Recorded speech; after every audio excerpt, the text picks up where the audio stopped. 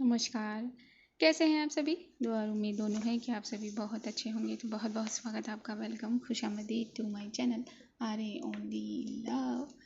तो है ज़िंदगी मेरी का 13वां भाग आपके पास पहुंचने वाला है और आप सभी ने अपनी अपनी कमेंट्स लिखे थे, उसके लिए बहुत बहुत शुक्रिया। और आपकी बात मैंने राइटर साहिबा तक पहुंचा दी, उन्होंने भी पढ़ ही लिया होगा। बाकी देखते हैं वो कब लेंथ को बढ़ाती हैं। उन्होंने कहा वो कोशिश ज़रूर करेंगी। आइए हम लोग स्टोरी के 13वें भाग पर चलते हैं। तो पिछले पार्ट में क्या हुआ था ये आप सब ने सुना ही होगा। अगर नहीं सुना है तो फटाफट से जाकर सुनाइए। तब तक हम एक छोटा सा कदम आगे की तरफ बढ़ा देते हैं। अभियांशी और भावना ये दोनों मंदिर की सीढ़ियों से नीचे उतरकर अब पूरा ग्राउंड लेवल पर आ चुके थे। तभी अभियांशी ने भावना से कहा, अच्छा अब तो बोल दो आई लव यू। ये सुनकर भावना ज़रा चौंकी और उसने कहा, क्यों? आप क्या कहा तुमने? वही कहा जो तुमने सुना। अभियांशी ने उसकी बात का जवाब दिया था। लेकिन क्यों क्यों बोलूँ मैं तुमसे? हाँ, अभियांशी ने कहा, मैंने तुम्हारी बताई हुई शर्त पूरी की ना। मैंने तुम्हें अपनी बाहों में ले जाकर ये 1352 सीढ़ियाँ चढ़ी और तुम्हें भगवान के दर्शन कराए। ये सुनकर भावना ने कहा, अच्छा जी, मैंने तुम्हें ये थोड़ी ना बोला था क्या कि जब तुम मुझे इस सीढ़ियों से अपनी गोद में ले जाकर मंदिर के सामने उतार दोगी तो मैं तुम्हें आई लव यू बोलूँगी। ऐसा कुछ सुना था क्या तुमने? भावना की ये बात सुनकर अभियांशी ने ज़रा अजीब भाव बनाया था अपने चेहरे पर और कहा, क्या तुमने? ओके छोड़ो। अब अभियांशी ने अपनी भौं को ज़रा फफ के अंदाज में उड़ा दिया था। ये सुनकर भावना ने अपने हाथ फोल्ड कर दिए थे और उसके सामने खड़ी हुई थी और उसे देखकर कहा, मैंने ऐसे कुछ भी नहीं कहा था। क्या मैंने कहा था? तुम अपनी बात से मुकर रही हो। कम ऑन, मैंने ऐसा कुछ नहीं कहा था। अच्छा तो कुछ देर पहले तुम क्या कर रही थी? मेरी आंखों में आंखें डालकर मुझे प्यार से देख क्यों रही थी और मेरा हाथ पकड़कर तुम सीढ़ियाँ क्यों उतर रही थी? हाँ, ये सुनकर भावना ने ज़रा अपनी नज़र को इधर उधर किया, फिर अपनी बात कही, वो तो बस ऐसे ही, मतलब तुम सीढ़ियाँ चढ़ी थी मुझे लेकर। मुझे लगा तुम्हारा हाथ दर्द हो रहा होगा, इसलिए मैंने तुम्हारा हाथ पकड़ लिया ताकि तुम थकी हुई हो, कहीं इधर उधर गिर न जाओ, इसीलिए। और मैंने तुम्हारी सिर्फ हेल्प की। और रही बात आंखों में आंखें डालकर सीढ़ियाँ उतरने की, हाँ तुम खड़ूस के साथ साथ थोड़ी थोड़ी क्यूट भी हो, इसलिए मैंने तुम्हारी आंखों में देख रही थी। इसका मतलब ये नहीं है कि मैं तुम्हें आई लव यू बोलूँगी और तुमसे प्यार करूँगी। हाँ कम ऑन, मैं जा रही हूँ अब यहाँ से। भावना ने यही कहा और अभियांशी को उसने अपने हाथों से बाय कहा, अपनी स्कूटी स्टार्ट की और यहाँ से निकल गई। भावना का ये बोलना, अपनी गर्दन को नचाना, अपनी आँखों को नचाना, अपने हाथों को नचाना, बस अभियांशी यही देखती रही थी आंखें फाड़ फाड़ कर और देख रही थी उसे जाता हुआ।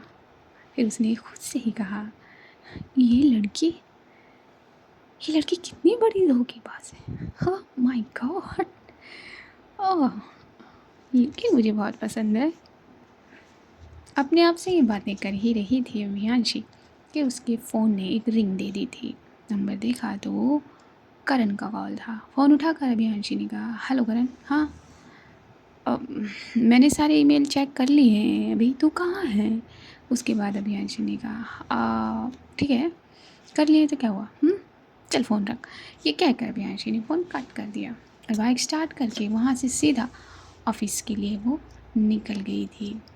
वैसे तो इरादा अभियांशी का बहुत लेट जाने का था ऑफिस, लेकिन क्या करें, जो सोचा था वो हुआ ही नहीं। मूड की ऐसी की तैसी हो गई थी उसकी और इतना कष्ट ले लेने के बावजूद भी उसे फल क्या मिला? कुछ भी तो नहीं। उधर भावना रास्ते में स्कूटी चला रही थी और उसके फेस पर एक बहुत प्यारी स्माइल थी। मन ही मन वो मुस्कुरा रही थी और कुछ देर के बाद भावना भी घर पहुंच गई थी। घर पे आकर उसने पहले दादी को गले लगाया और फिर वो अपने रूम के लिए चली गई। बेड पे बैठ के कुछ सोचने लगी। तभी उसके पास मीशा का कॉल आया। भावना ने फ़ोन उठा के बोला, हाँ मीशा क्या हुआ? तुझे आज क्या हो गया है? तू कॉलेज नहीं आई और जब मैंने यही पूछने के लिए तुझे फ़ोन किया तो तूने फ़ोन पे क्या कहा कि मैं आज कॉलेज नहीं आऊँगी, और इतना ही कहकर तूने फ़ोन कट कर दिया। ये किस तरह का बर्ताव था? अजीब, बिल्कुल अजीब। हाँ, मुझे लग रहा है दाल में कुछ काला है। तू कहीं किसी से मिलने तो नहीं गई थी? और मुझे याद है उस दिन तेरे फ़ोन पर किसी का कॉल आया था, क्या नाम शो हुआ था? हाँ, खड़ूस। खड़ूस नाम शो हुआ था। चल बता अब ये खड़ूस कौन है? मीशा ने लगातार अपनी सारी बातें कह दी थी। उसे सुनकर भावना बोली, खड़ूस? मुझे नहीं पता ये कैसे नाम सेव हो गया। आई थिंक गलती से सेव हुआ होगा। शायद किसी का भी मैंने वर्ड टाइप गलत हो गए होंगे। मैं चेक करती हूँ, मैं चेक करके उसका नाम ही डिलीट कर देती हूँ। ओके, मैं चेक करती हूँ। ये कहकर फटाफट भावना ने फ़ोन कट कर दिया। ये मीशा की बच्ची भी ना बातें निकलवा कर रहेगी, लगता है पूछ कर ही रहेगी। हाँ, क्या मुझे इसको सारी बातें बता देनी चाहिए? भावना अब अपने आप से बातें कर रही थी और अपने ही आप से सवाल जवाब कर रही थी। उसे मालूम नहीं था कि मीशा कौन है। अभियांशी मीशा की ही बहन है। कौन इन द सेंस? और अभी तक वो सिर्फ़ और सिर्फ़ मीशा के बारे में यही जानती थी कि उसके 2 भाई हैं और एक बड़ी बहन है, लेकिन उसकी बड़ी बहन अभियांशी है, इसके बारे में कोई भी अंदाज़ा नहीं था भावना को। दूसरी तरफ अभियांशी ऑफिस पहुंच गई थी तो देखा करण कुछ गंभीर लग रहा है। उसके माथे पर सिकन साफ साफ दिखाई दे रही थी। ये देखकर अभियांशी ने कहा, क्या हुआ करण? तो कुछ ज़्यादा ही परेशान लग रहा है। हाँ, इतनी से मेल में तेरी हालत ख़राब हो गई। ये सुनकर अभियांशी को करण ने ज़रा अपनी परेशान वाली निगाहों से देखा, कन्फ्यूज़न वाली निगाहों से देखा और बोला, तुझे सच में मालूम नहीं है क्या हुआ? हाँ, फ़ोन चेक कर, लगता है तूने अपना फ़ोन देखा ही नहीं। अब अभियांशी तो पूरी टाइम भावना के साथ बिजी थी। एक्चुअली में जब अभियांशी को करण का कॉल आया था तो उसके फ़ोन पर एक नोटिफिकेशन भी आया था, लेकिन उस वक्त उसने ध्यान नहीं दिया था। फिर करण के कहने पर अभियांशी ने अपना फ़ोन चेक किया, अपने फ़ोन के मैसेज को देखा। बहुत पहले से आया हुआ था, लेकिन उसने अब जाकर ओपन किया। उसमें उससे उसे पता लगा कि उसकी कंपनी को लगभग 3 से 4 करोड़ का नुकसान हो गया है, लॉस हो गया है। ये देखकर अभियांशी खुद हैरान रह गई। आखिर ये सब हुआ कैसे? हाँ, ये कहकर अभियांशी ज़रा खामोश हुई थी और फिर बोल पड़ी थी, ये किसी ने जानबूझकर किया है ताकि मेरी कंपनी को लॉस हो सके। और ये कोई इतना ही कहकर सोच रही थी अभियांशी और उसके कान गर्म हो गए थे, उसकी आंखें रेड हो गई थी। जब करण ने देखा तो उसे शांत करने की कोशिश की, लेकिन अभियांशी का गुस्सा हाई लेवल पर चला गया था। गुस्से में उसने अपनी मुट्ठियाँ कस ली थी। फिर अभियांशी अपने कैबिन से बाहर आ गई थी। उसने सारे एम्प्लॉयज़ को गुस्से भरी निगाहों से देखा और पूछा, बताओ किसका काम है ये? वरना मैंने अगर खुद पता किया तो तुम सब जानते हो कि क्या होगा। मुझे अच्छे से मालूम है कि तुम में से ही है कोई जिसने ये इलीगल काम किया, जिसने मेरी कंपनी की लीगल इन्फॉर्मेशन किसी और को दी है कंपनी का लॉस करवाने के लिए। मैं सिर्फ 5 तक काउंट करूँगी, इस बीच अगर जो भी है वो आ जाए, वरना मैं अपने तरीके से पता करूँगी तो उसकी ज़िंदगी बर्बाद कर दूँगी। इतना बुरा हाल करूँगी उसका कि वो कभी सोच भी नहीं सकता। ये कहकर अभियांशी ने 1 से 5 तक के काउंट करना शुरू किया। जब वो 4 काउंट पर पहुंची तो इन्हीं में से एक इंसान निकलकर सामने आ गया। वो इसी ऑफिस का ही एम्प्लॉय था, जैसा कि अभियांशी कह रही थी। उसने दौड़ कर आकर अभियांशी के पैर पकड़ लिए थे। वो माफ़ी मांगने लगा था।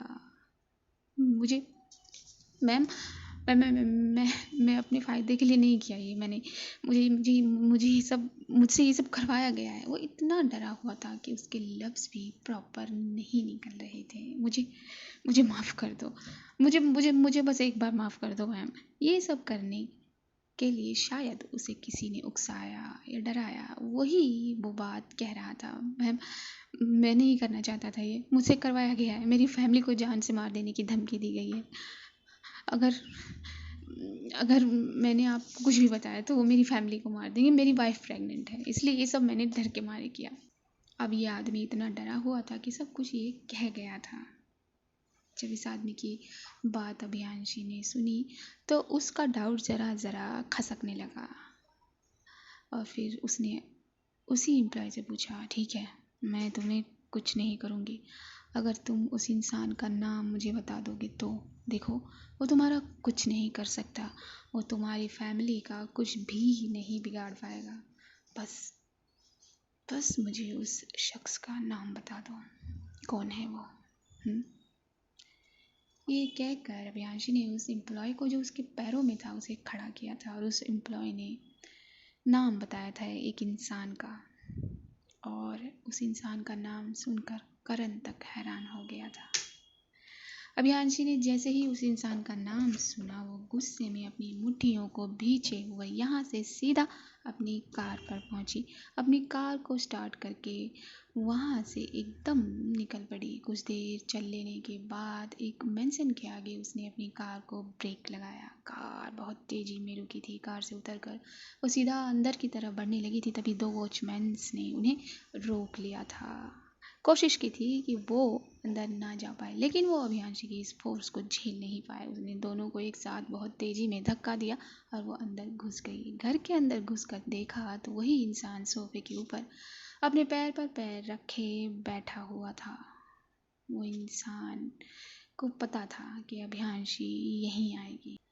उस आदमी की वेशभूषा को देखकर ये पता लगाया जा सकता था कि वो किसी न किसी पॉलिटिशियन पार्टी या बंदे से बिलोंग करता है, एक नेता टाइप का। तभी अभियांशी उसे देखकर बोल पड़ी थी, सुरेश कपूर, हाँ, ये तुम्हारा ही काम है। छी, थू, कितने घटिया इंसान हो तुम। हाँ, मुझे बर्बाद करने के लिए किसी और को मोहरा बनाया तुमने। हट, अगर हिम्मत है तो सामने आके लड़ो।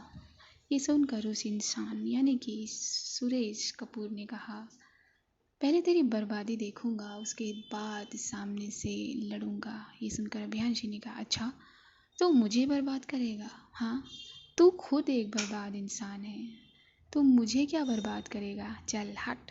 ये कह के अभियांशी ने भी फुल एटीट्यूड के साथ अपने आप को ज़रा सोफे के सामने किया और बैठ गई थी, अपने लेफ़्ट पैर पर अपना राइट पैर रखे हुए, और बोली, वैसे तो मेरी कंपनी का घाटा करवाना चाहता है तो फिर तूने ये क्या पकड़ा, 3-4 करोड़? हाँ, ये तो मैं 1 महीने के अंदर रिकवर कर लूँगी, और शायद इससे 2 गुना रिकवर कर लूँ।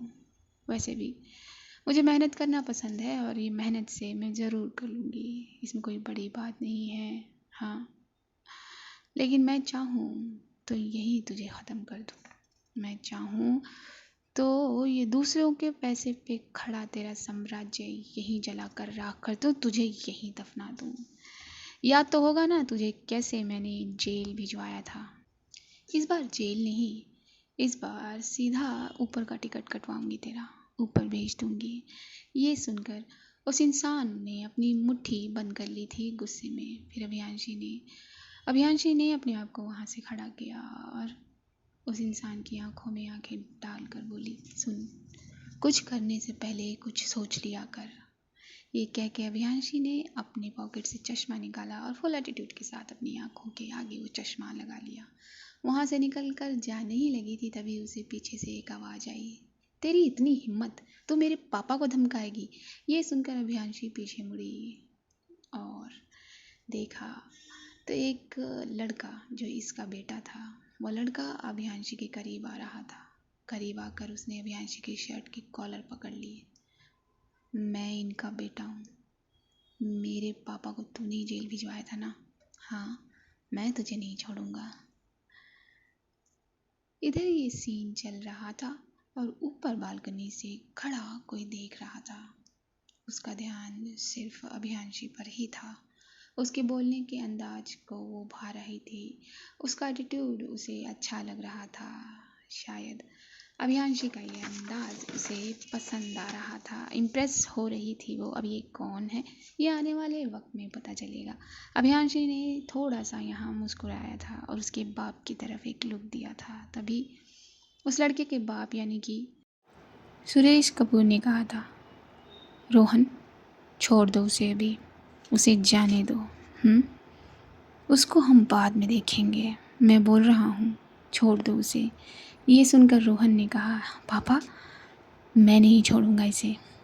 फिर से उसके पापा ने कहा, मैंने कहा ना उसे छोड़ दो। एक्चुअली ये रोहन सुनकर आप समझ गए होंगे, ये वही है भावना का सीनियर उसके कॉलेज में। उसके बाद रोहन ने अभियांशी की शर्ट के कॉलर को छोड़ दिया। अभियांशी वहाँ से सीधा अपने घर के लिए निकल गई थी। अभियांशी के वहाँ से जाने के बाद रोहन बोल पड़ा था, आपने उसे जाने कैसे दिया? उसे यहीं मार देना चाहिए था। चुप कर जाओ। उसे मारने से पहले उसे हराना है और उसको हराने के लिए उसके दिमाग से खेलना पड़ेगा। उसी के दिमाग से सोचकर उसी को हराना पड़ेगा। जैसे अभी दिमाग लगाकर हमने उसकी कंपनी को 3 से 4 करोड़ का लॉस करवाया है। ये बोलकर ये दोनों बाप बेटे हंसने लगे थे। अभियांशी घर पहुंच गई थी और घर जाकर फ्रेश हुई थी। वो अपने पापा के रूम की तरफ बढ़ने लगी थी। जाकर डोर पर उसने नॉक किया था। क्या मैं अंदर आ सकती हूँ? उसके पापा पीछे मुड़े थे। अभियांशी की आवाज़ थी, हाँ बेटा, क्यों नहीं। हाँ, अपने पापा के रूम में आने के लिए क्या परमिशन लेनी पड़ती है? तभी अभियांशी ने कहा, मैं यहाँ फैमिली इमोशनल बातें करने नहीं आई हूँ, मुझे कुछ ऑफिस के लिए काम पूछना है। ये सुनकर अभियांशी के पापा थोड़ी देर चुप हुए थे और फिर अभियांशी को अंदर आने के लिए कहा था, मुझे अपने ऑफिस के लिए कुछ टाइट सिक्योरिटी चाहिए, इसलिए आपकी हेल्प चाहिए थी। अंदर आते आते अभियांशी अपनी बात बोल पड़ी थी।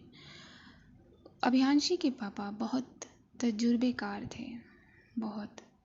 अभियांशी के पापा सब जानते थे, बिजनेस फील्ड को, पॉलिटिक्स फील्ड को, बड़े बड़े हायर अथॉरिटी को भी जानते थे। और उनकी बेटी को उनके इस तजुर्बे की ज़रूरत पड़ी थी। दूसरी तरफ भावना अपनी दादी के साथ बैठकर कुछ बातें कर रही थी। तभी उसके फ़ोन पर कुछ नोटिफिकेशन आया। उसने जल्दी से फ़ोन उठाकर नोटिफिकेशन चेक किया। कॉलेज की तरफ से था और उसमें लिखा हुआ था कि उसके फर्स्ट सेमेस्टर स्टार्ट होने वाले हैं, यानी कि फर्स्ट सेमेस्टर के एग्ज़ाम है, उनकी डेट शीट का वो नोटिफिकेशन था। भावना का मुंह उतर आया था। शायद भावना को किसी और के मैसेज का इंतज़ार था, जिस पर उसे मिला अपनी कॉलेज का एक मैसेज। उसका उतरा हुआ चेहरा देखकर दादी बोल पड़ी थी, क्या हुआ? शक्ल ऐसी क्यों बना ली है? भावना ने दादी को देखा और कहा, कुछ नहीं, एग्ज़ाम डेट है दादी। हाँ, तो फिर इतनी शक्ल उतार क्यों ली? दादी एक्चुअली कुछ पढ़ा नहीं है ना अभी तक, इसीलिए। भावना ने अब ज़रा मुस्कान ली थी चेहरे पर। हाँ, तो जाकर पढ़ ले, अपने कमरे में जा और पढ़ाई कर। दादी ने कहा था। दादी की बात पर मुस्कुरा दी थी भावना। दादी की बात पर ही उन्हें हक करते हुए अपने रूम में आ गई थी। तो आज का ये पार्ट यहीं तक था। जानेंगे अब अगले भागों में, अगले पार्टों में क्या हुआ क्या नहीं। तो जैसे कि आप अपनी राय लिखते हैं तो लिखते रहिए, लाइक करते रहिए, सुनते रहिए, अपना ख्याल रखते रहिए, अपने पेरेंट्स का ख्याल रखते रहिए। दुआएं करिए, दुआएं करिए अपने पेरेंट्स के लिए, दुआएं करिए सामने वाले के पेरेंट्स के लिए, दुआएं करिए हर पेरेंट्स के लिए, दुआएं करिए नीडी चिल्ड्रंस के लिए, दुआएं करिए इंसानियत के लिए, दुआएं करिए हर उस प्रेग्नेंट लेडी के लिए जो अपने अंदर एक नन्ही जान को समाये हुए हैं। दुआएं करते रहिए, मुस्कुराते रहिए। मैं लूँगी आपसे इजाज़त। नमस्कार।